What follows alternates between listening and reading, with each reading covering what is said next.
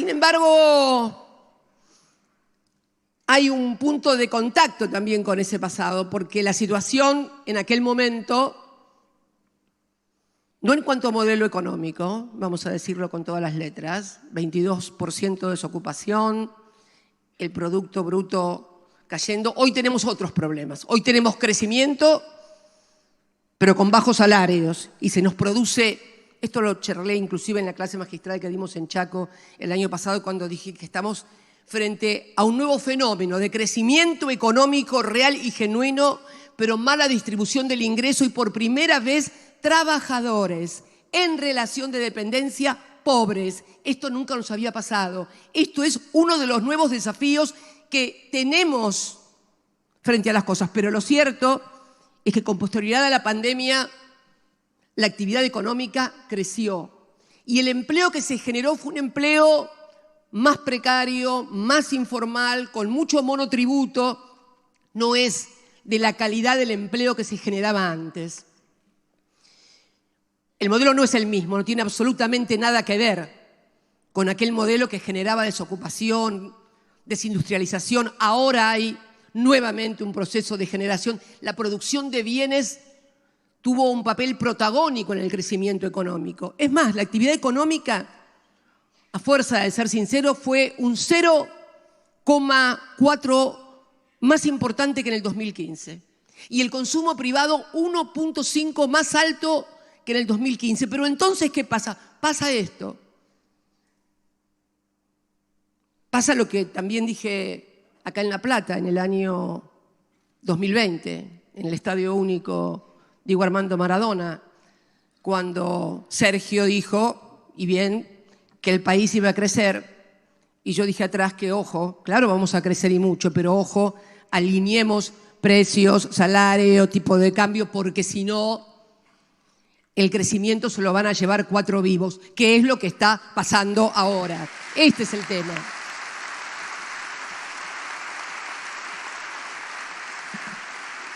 Este es el tema.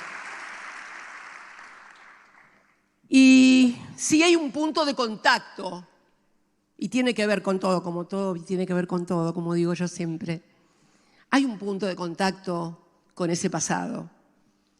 Y es una presencia que nosotros, y cuando hablo de nosotros hablo como proceso y proyecto político, que a partir del año 2005 pudo, pagándole al Fondo Monetario Internacional, iniciar un ciclo virtuoso en el que los trabajadores volvieron a participar en la distribución del ingreso con más del 50%, exactamente 51,8%. Y la verdad, que nos vengan a hablar de los últimos 20 años desde la oposición, la verdad que nos duele porque yo creo que no hay ningún argentino de bien que pueda ignorar el lastre que significa para el conjunto de la sociedad argentina el retorno del Fondo Monetario Internacional a la República Argentina. Creo que nadie, con honestidad intelectual, no puede plantearse que estamos ante un dilema y ante un problema brutal. Ese Fondo Monetario Internacional que Perón siempre rechazó y que ingresó al país precisamente luego del golpe de Estado que derrocara al general Perón y que se instaló en nuestro país, fue el protagonista de los peores momentos que se vivieron durante la democracia en materia económica y de condicionalidades.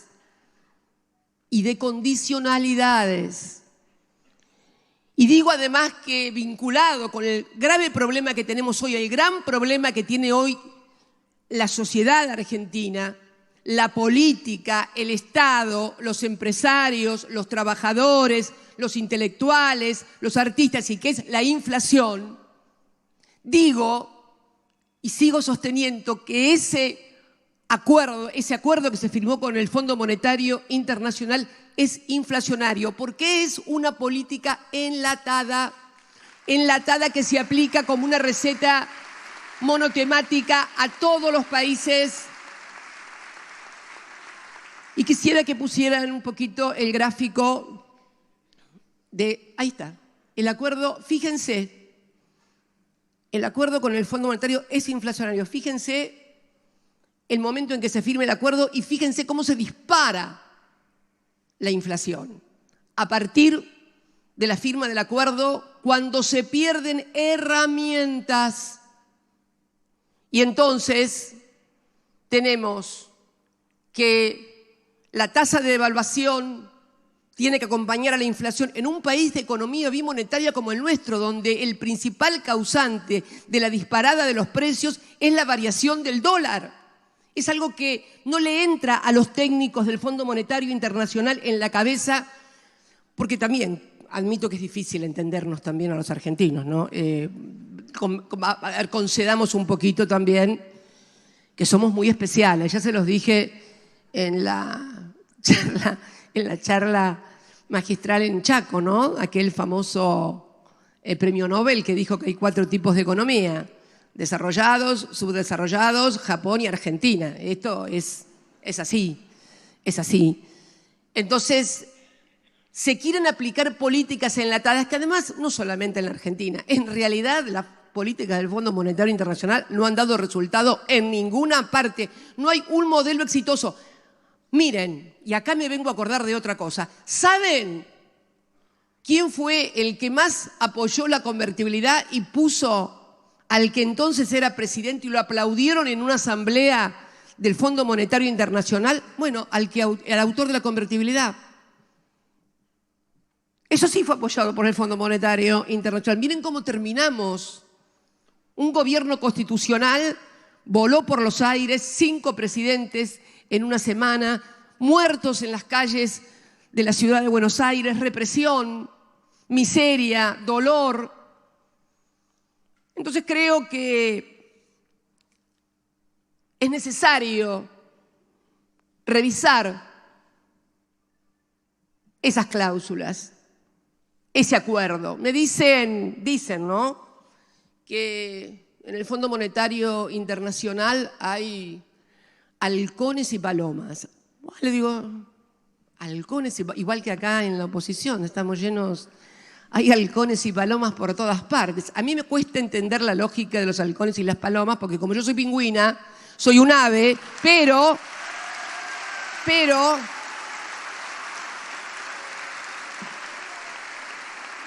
sí, porque vieron que los halcones y las palomas vuelan solos, son solitos, individualistas. Los pingüinos somos todos colectivos, vieron que somos todos juntitos, vamos para acá, para allá, somos muy colectivos. Entonces, me cuesta.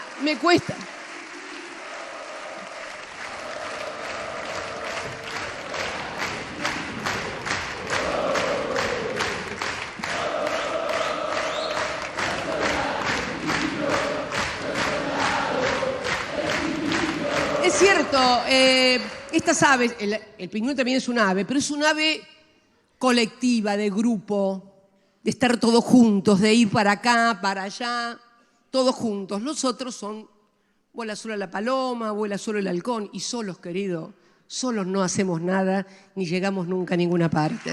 Esto tenemos que aprenderlo también. Digo entonces que parece ser que hay halcones y palomas y entonces de repente creen que algunos halcones dicen no, que tienen que hacer, que cumplir, que... Miren, realmente el gráfico demuestra claramente que no ha sido bueno el resultado. Después vamos a hablar de también los instrumentos que no se podían utilizar hasta que se intervino durante esta semana en el mercado cambiario utilizando reservas, instrumento que también estaba impedido por la firma del acuerdo. Pero deteniéndonos en el tema, el gran caballito de batalla fue el déficit fiscal. El año pasado, la meta del déficit fiscal se sobrecumplió. Hubo sobrecumplimiento, o sea, se cumplió más de lo que el fondo exigía y sin embargo la inflación se disparó igual. ¿Por qué? Porque la inflación está en la Argentina atada a la escasez o abundancia de dólares en una economía bimonetaria como la nuestra. Lo expliqué varias veces, pero siempre es bueno volver a hacerlo. La restricción externa, el stop and go siempre, esa cosa de que, bueno, la industria necesitaba dólares, por ahí no eran lo suficientes los que producía el campo, entonces se producía esa tensión, venía una devaluación, stop and go. A esa restricción externa histórica de la Argentina se le sumó, por múltiples causas, una vocación de la sociedad por elegir como moneda de reserva, como moneda de ahorro, el dólar, y en muchos casos también como unidad de pago, sobre todo en grandes sumas o en determinado tipo de operaciones. Esto produce un estrés en la economía, bueno, que lleva, si no hay una correcta administración, a problemas. Pero volviendo con el tema del fondo, es necesario revisar, pero no para no pagar, nadie dice que no haya que pagar, más allá de la discusión de las sobretasas, etcétera, etcétera. Lo que queremos fundamentalmente es que se revisen las condicionalidades y creo que también en el futuro va a haber que discutir que las sumas que se paguen al fondo estén atadas como un porcentaje al superávit comercial, porque nosotros los únicos dólares que producimos son los dólares del superávit comercial. Entonces, cuando nos pasa un problema como el de ahora, como el de la sequía, que fue muy grave, también tuvimos una sequía, no tan grave como esta, pero grave en el año 2008, 10 millones de cabezas de ganado perdimos entre el 2008 y el 2010 aproximadamente.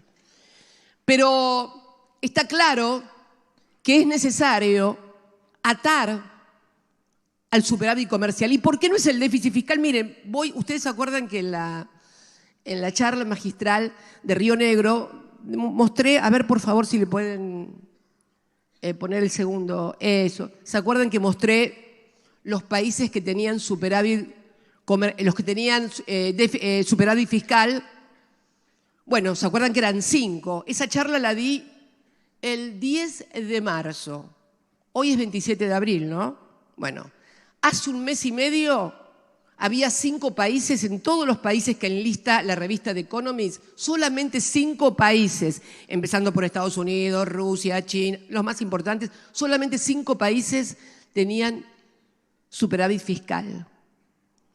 En un mes y medio se cayeron 2, game over, quedan 3 nada más. Israel afuera está con déficit fiscal, Chile afuera está con déficit fiscal. ¿Quiénes quedan únicamente con superávit fiscal en el mundo? Bueno, Noruega, autosuficiente en materia energética, Dinamarca, lo mismo, y Arabia Saudita. El resto todos tienen déficit, pero si uno va a la otra imagen y ve también enlistada la inflación, ve que en los otros países, pese a que la inflación ha crecido, no se ha convertido en el problema que se convirtió en la Argentina.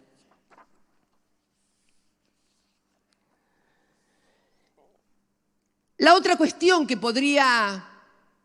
el déficit fiscal está claro que no es la causa de la inflación. Además, si hablamos de déficit fiscal, porque normalmente cuando se habla de déficit fiscal empiezan lo que gasta el Estado, que el Estado gasta más, que gasta menos, que esto, que el otro. ¿Saben cuánto se gasta? Y lo vamos a poner entre paréntesis, en materia de lo que podría denominarse gasto social, de acá la veo a la ministra de Desarrollo Social, o sea, cuánto en planes potenciar, cuánto en aguache, cuánto en tarjeta alimentar, cuánto en progresar. 1.9 del PBI. ¿Saben cuánto se gasta en materia de eximiciones, alícuotas quebradas, exenciones, gente y sectores que no pagan impuestos o pagan la mitad de los impuestos? 4,6 del PBI.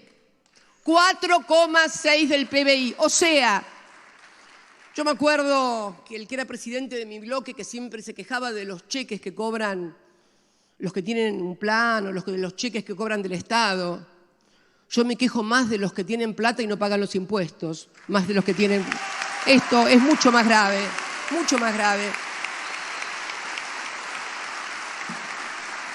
Fíjense, si nosotros revisáramos el gasto tributario que está en el presupuesto de la Nación, promociones fiscales, eximiciones de impuestos, alícuotas quebradas, no tendríamos déficit fiscal, no tendríamos déficit fiscal. Hola, ¿qué tal? Hola, ¿qué tal? Pero además, si vamos un poquito y raspamos un poquito más tributariamente, vieron que los empresarios se programan a la televisión y se quejan de todos los impuestos que tienen que pagar, que ganancias, que la alícuota. La alícuota de ganancias es el 35%, ¿no, doctora? Es de la FI, por eso le pregunto si no estoy diciendo algo fuera de tono. 35%. ¿Saben cuánto pagan las grandes empresas de la alícuota del 35% sobre el impuesto a las ganancias? Adivinen. 2.45. ¿Pero cómo? Me van a decir ustedes. Un empleado cuarta categoría que es sujeto por allí por el nivel de ingreso a pagar impuestos a las ganancias, si no tiene deducciones, paga el 35% todos los mes a mes. Si tiene deducciones puede estar en el orden del 16%. 2.45 las mayores empresas del país. Pero ¿y cómo puede ser? Ah, sí, te cuento cómo puede ser. Primero, reconocimiento por ley del ajuste por inflación. O sea, cuando vos vas al supermercado y le pagás al dueño del supermercado, le pagás en efectivo o en la tarjeta, o sea, o cobra los 30 días o cobra en ese momento. Pero él tiene que pagar la ganancia sobre eso que te vende a vos hoy, recién el año que viene. Recién la paga el año que viene, pero la plata la agarró ahora. ¿Qué hace el ajuste por inflación reconocido por ley? Cuando va a pagar al año siguiente, le descuenta toda la inflación. Le deflactan las ganancias por la inflación. Y le indexan los gastos. Creo que hay que empezar, sí, a pedir. Sí, sinceramente. El segundo mecanismo que se utiliza es el reconocer como un quebranto los gastos, indexado también el año siguiente. Con lo cual, miren qué fenomenal negocio. Te deflactan las ganancias y te indexan los gastos. Así es imposible que pierdas. Yo también quiero ser empresario. Y esto no es una crítica a los empresarios, pero tenemos que sentarnos en una mesa, en serio, a hablar de estas cosas para ver cuánto pone cada uno. Porque si el que recauda, que es el Estado, para hacerse cargo de las inversiones de educación, de salud, de infraestructura, etcétera, etcétera, le deflacta las ganancias y le indexa, no, va a haber un déficit fiscal crónico. Entonces, yo estoy absolutamente convencida que es necesario sentarse y también simplificar tributariamente. Es cierto, por allí tenemos cientos o ciento y pico de impuestos que pueden ser eliminados, algunos que demandan por allí más gasto de papel y de trabajadores que lo que se recaude efectivamente. Pero en serio, a sentarse, basta del eslogan del déficit fiscal. Los políticos hacen cola para ir a los plenarios de los empresarios a decirles cuánto le van a pegar a la gente, cuántos empleados van a echar, cuánto van a bajar. No va más esto. Es poco serio y es poco sustentable en términos políticos. Miren, ayer estaba leyendo, alguien me mandó un artículo y todos hacen competencia a ver quién es más malo y quién va a ajustar más. ¿Pero en serio creen que hay una Argentina viable como la que quieren hacer? Y estaba mirando un artículo del jefe de gobierno de la ciudad que decía, hay que hacer una brutal desregulación económica como la de Cavallo. ¿Pero qué están diciendo? ¿Pero qué es lo que quieren hacer con el país y con la sociedad? Yo creo que tenemos que hacer una discusión sin adjetivos, pero con números objetivos y concretos de lo que está pasando. Y cuando uno va a la inflación y ve además, por ejemplo, la capacidad instalada también. ¿Me pones, por favor? Porque otro de los temas, déficit fiscal no es inflación. El otro tema es la oferta y la demanda, que bueno, que como hay mucho consumo, la capacidad instalada está colapsando y por lo tanto hay aumento. Es una de las cuestiones que también se discuten desde las ideas liberales. Bueno, ahí está lo que era la ocupación cuando di la charla el año pasado. Esos son todos los bloques industriales de la República Argentina. Bueno, con respecto a febrero del 23, que es la última medición, solamente 3 bloques aumentaron el uso de capacidad instalada. Todos los demás la redujeron. Sin embargo, los precios aumentaron. Está petróleo, vaca muerta, obviamente, aumentó fuertemente, sustancias y productos químicos e industria automotriz. O sea, no es por déficit fiscal, no es porque no tenemos capacidad instalada y entonces hay que invertir y por eso no se invierte, tampoco.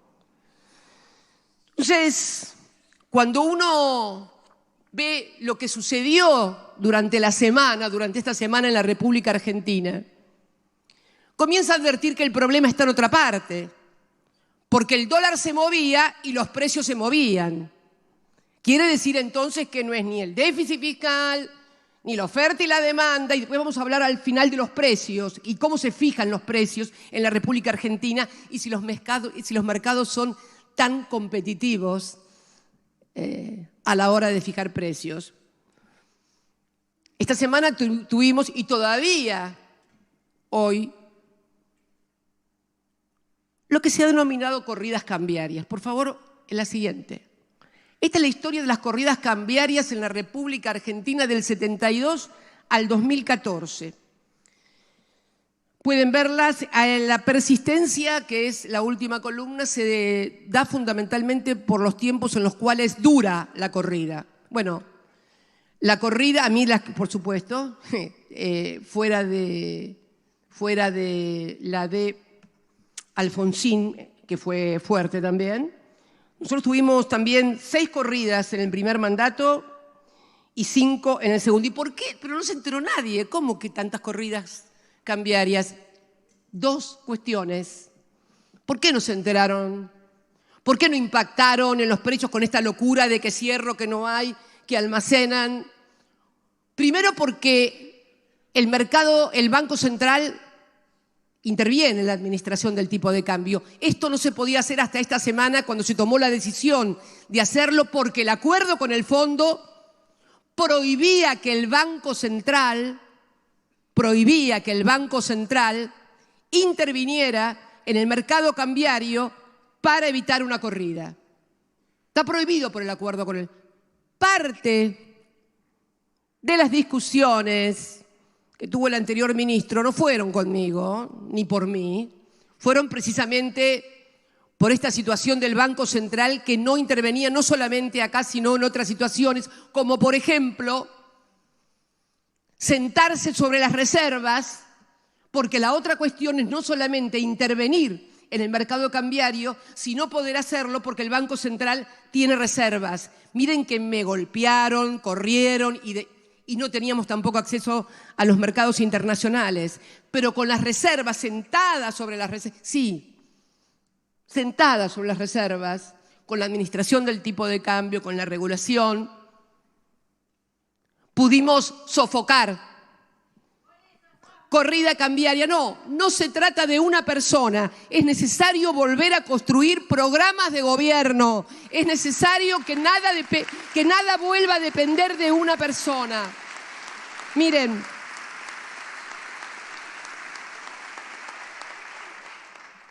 el tema tuvimos reservas, claro, sobre todo las que pudimos sentarnos también en el segundo mandato por cuando se estableció la regulación, que ahora vamos a ver el problema que también trae la regulación cambiaria. Porque no hay una solución perfecta, no es que se elige entre lo mejor y lo peor. Cuando se está en el gobierno normalmente, por lo menos en la República Argentina, siempre hay que elegir entre lo menos malo. Ojalá los gobernantes tuviéramos la posibilidad de poder elegir entre lo bueno y lo malo.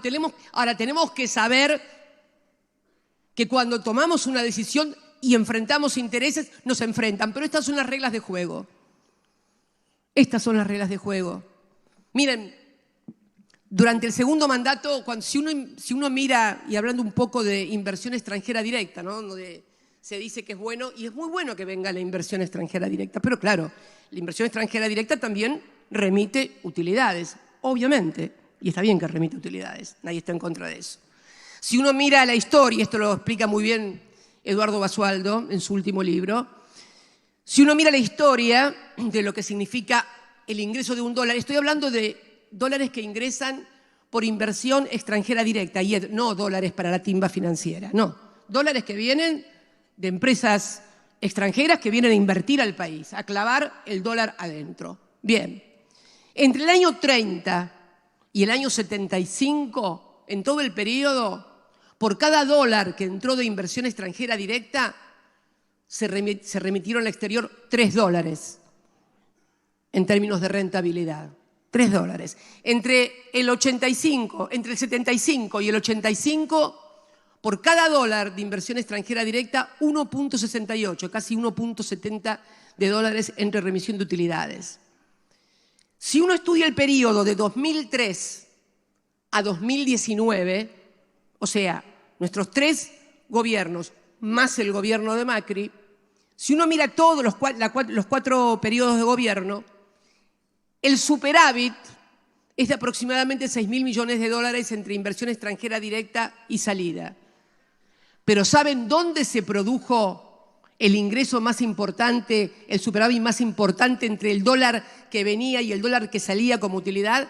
En el periodo entre el 12 y el 15, que fue cuando hubo regulación y llegó lo que se denominó popularmente el cepo, y que es regulación y administración cambiaria.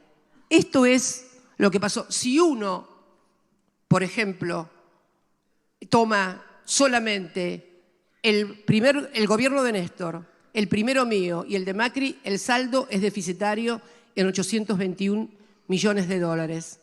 7.100 millones de dólares por la regulación. ¿Qué hicimos?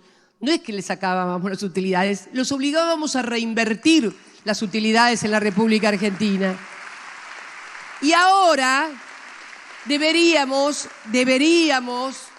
porque tuvimos un superávit comercial de 45.000 millones de dólares entre diciembre del 2019 y 45.000 millones de dólares. Pero una parte muy importante se fue en pago de la deuda privada de empresas privadas. No debió haber salido ese dinero o esos dólares.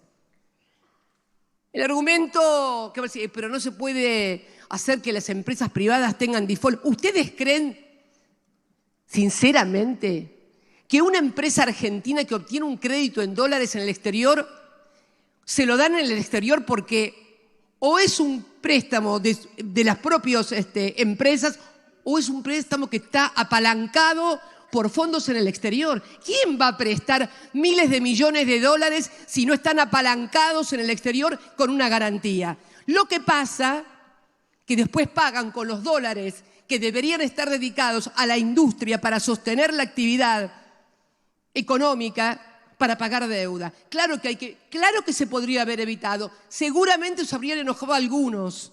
Pero bueno, este es el problema de querer gobernar y conformar a todos. Finalmente terminás enojando a todos.